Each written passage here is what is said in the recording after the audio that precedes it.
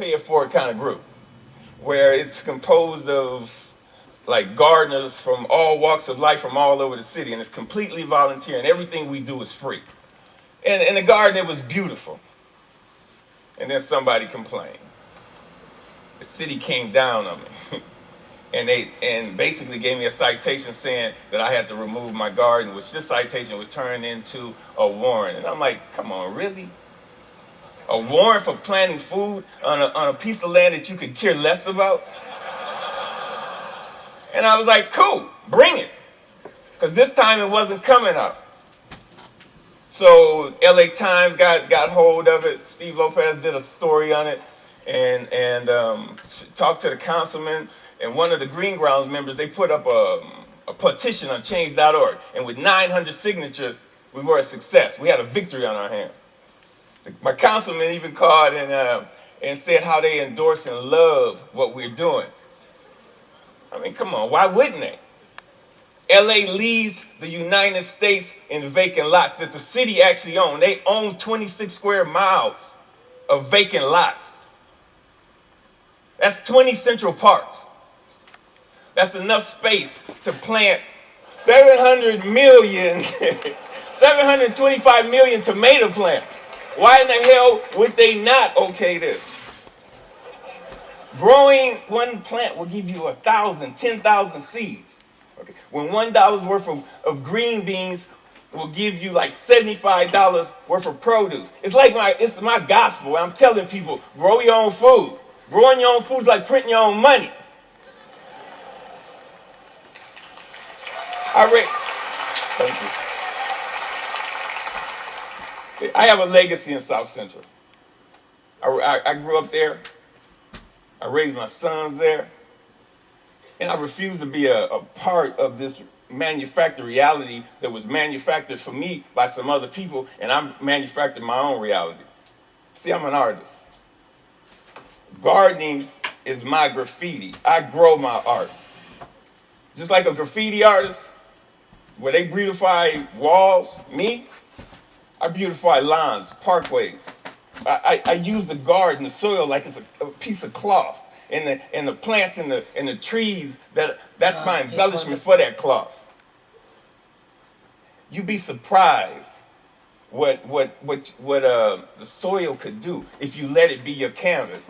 You just couldn't imagine how amazing a sunflower is and how it affects people. So what happened? I have witnessed my garden become a tool for the education, a tool for the transformation of my neighborhood. To change the community, you have to change the composition of the soil. We are the soil. You'd be surprised how kids are affected by this. Gardening is the most therapeutic and defiant act you can do, especially in the inner city. Plus you get strawberries.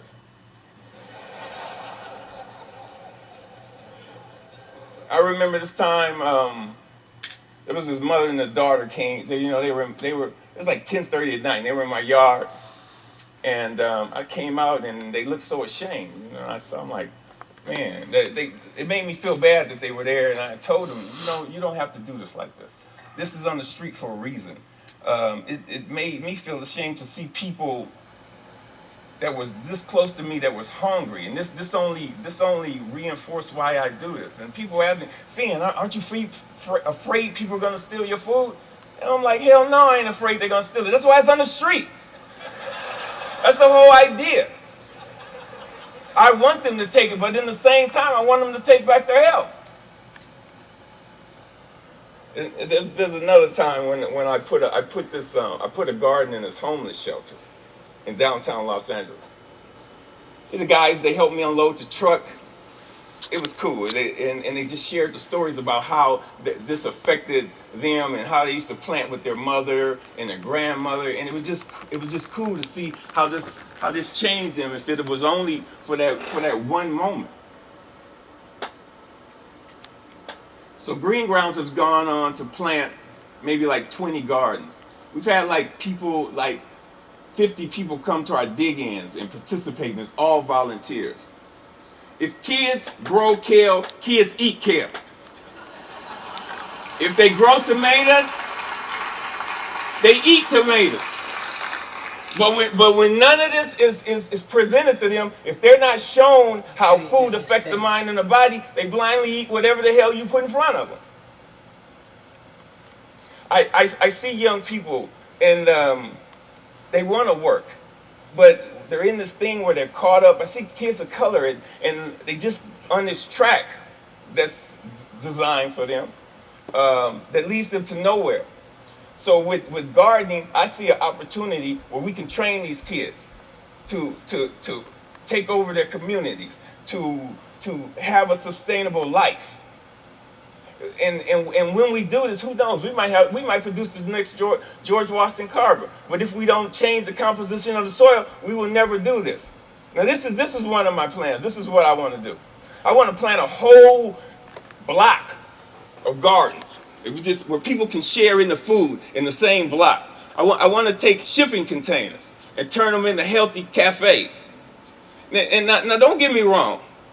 I'm not talking about no free shit, because free is not sustainable. The funny thing about sustainability, you have to sustain it.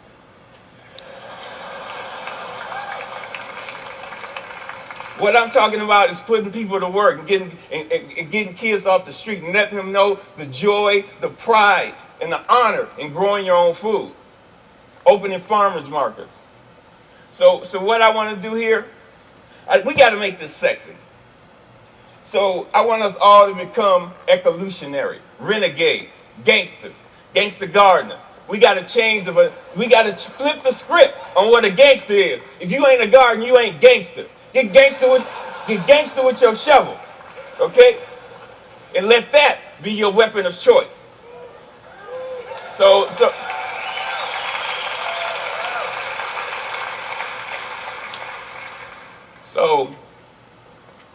basically, if you want to meet with me, if you want to meet, don't call me. If you want to sit around in cushy chairs and have meetings where you talk about doing some shit, If you want to meet with me, come to the garden with your shovel so we can plant some shit. Peace. Thank you. Thank you. Thank you.